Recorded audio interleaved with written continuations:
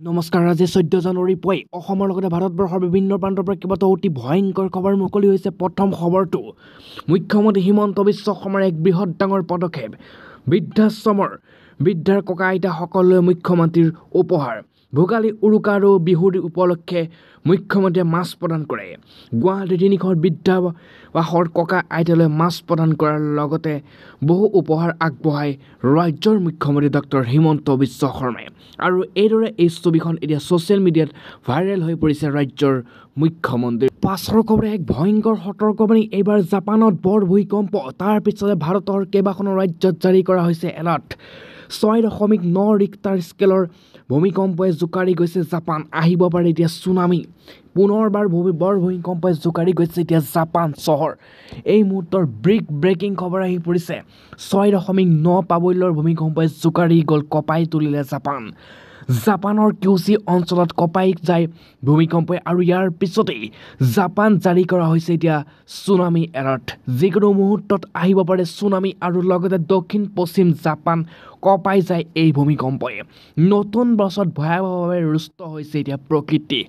কি আমেৰিকা কি জাপান সকলোতে এতিয়া ৰুষ্ট হৈ পৰিছে প্ৰকৃতি। আৰু কেলিফৰ্ণিয়াত বনজুইৰ দৰে যি এতিয়াও নুমুৱাব পৰা নাই। এই মুহূৰ্তৰ সৰ্ববৃহৎ ডাঙৰ খবৰ, যিকোনো মুহূৰ্তত এতিয়া ছুনামি অহাৰ সংকেত প্ৰকাশ কৰিছে বৈজ্ঞানিকসকলে। পাছৰ খবৰ এই মুহূৰ্তত এক বৃহৎ ডাঙৰ খবৰ। ভোগালী বিহুৰ মাজতে আহিছে এক ভয়াৱহ খবৰ। মঞ্চত লাইভ অনুষ্ঠান কৰি থাকোঁতে ঘটিল এই ভয়ংকৰ ঘটনা। শেষ হৈ গ'ল জীৱন। মঞ্চত লাইভ অনুষ্ঠান কৰি আছিল ৰাজীৱ সদিয়াই। তাৰ পিছতে ঘটিল এই ভয়ংকৰ ঘটনা। মঞ্চতেই ঘটিল শোকাবহ ঘটনা। আপুনি নিশ্চয় দেখিব পাৰিছে এই মুহূৰ্তত ঘটিছে এক ভয়ংকৰ ঘটনা। জনপ্ৰিয় কণ্ঠশিল্পী ৰাজীৱ সদিয়া আৰু নাই। এই মুহূৰ্তৰ ব্ৰেকিং উভতি নাহাৰ বাটাৰে গুচি গ'ল কণ্ঠশিল্পী ৰাজীৱ সদিয়া। কান্দোনত ভাঙি পৰিছে পৰিয়াল, শোকাবহ শুভাকাংক্ষীসকল। বিহু বতৰে সংগীতৰ ক্ষেত্ৰখনত গভীৰ শোকৰ ছাঁ তুলিছে। আজি বিহু দিনাই আহিছে এক ভয়ানক খবৰ। আৰু ফিলবাৰীত সাংস্কৃতিক অনুষ্ঠানত গীত পৰিৱেশন কৰি থকাৰ সময়তে মঞ্চতে ঢলি পৰিল শিল্পীগৰাকী। আৰু এই মুহূৰ্তত ততাতৈকে ডিব্ৰুগড় AMCHত ভৰ্তি কৰিছিল শিল্পীগৰাকীক আৰু ICUত চিকিৎসাধীন অৱস্থাত মৃত্যু হয় শিল্পীগৰাকী। ফিলবাৰী ৰহবাৰী পৰ্যটন মেলাত গীত পৰিৱেশন কৰি আছিল ৰাজীৱ সদিয়াই। আৰু ৰাজীৱ সদিয়াৰ স্বৰে স্বৰ্গীয়লৈ অনাৰ সময়ত শোকাকুল পৰিৱেশৰ সৃষ্টি হয়। পাছৰ খবৰটো এতিয়া অসমত ৰাজমিস্ত্ৰী, কাঠমিস্ত্ৰী, ৰং মিস্ত্ৰী সকলোৱে লাভ কৰিব চৰকাৰৰ পৰা দৰমহা। আজিয়ে কৰক আবেদন।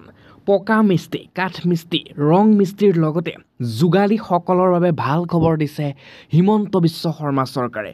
কিয়নো এতিয়াৰ পৰা পকা মিস্ত্ৰী হওক বা কাঠমিস্ত্ৰী হওক বা ৰং মিস্ত্ৰী হওক বা যোগালী হওক সকলোৱে চৰকাৰৰ ফালৰ পৰা লাভ কৰিব ধন। মাত্ৰ খালি আপুনি কৰিব লাগিব এক আবেদন। নিৰ্মাণ ক্ষেত্ৰৰ সৈতে জড়িত শ্ৰমিকৰ বাবে চৰকাৰে প্ৰদান কৰিব ধন প্ৰদানৰ বাবে মুকলি কৰা হৈছে নিৰ্মাণ সখী পৰ্টেল।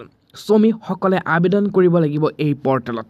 কি প্ৰক্ৰিয়াৰে কৰিব লাগিব আপুনি আবেদনৰ বাবে কি কি নথিপত্ৰ লাগিব সেয়া আমি জনাম আপোনালোকক। শ্ৰমিকসকলে abcwwb.assam.gov.in পৰ্টেলত নিজৰ নাম পঞ্জীয়ন কৰিব লাগিব। আপুনি স্ক্ৰীণত যিটো ৱেবছাইট ওলাইছে এই ৱেবছাইটত গৈ আপোনালোকৰ নিজৰ নাম পঞ্জীয়ন কৰিব লাগিব। তাত আপোনাৰ কিছু নথিপত্ৰ দিব লাগিব। তাৰপিছতে আপোনালোক সকলোৱে ধন লাভ কৰিব চৰকাৰৰ ফালৰ পৰা।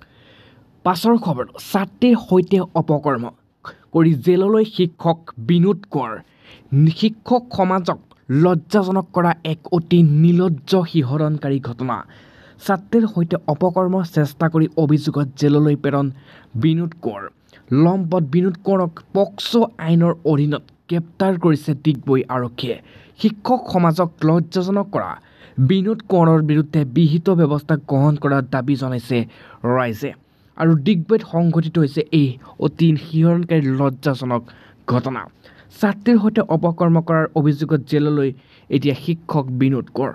লম্পট বিনোদ কোঁৱৰক পক্সো আইনৰ অধীনত গ্ৰেপ্তাৰ কৰিছে বুলি জানিব পৰা গৈছে ডিগবৈ আৰক্ষী।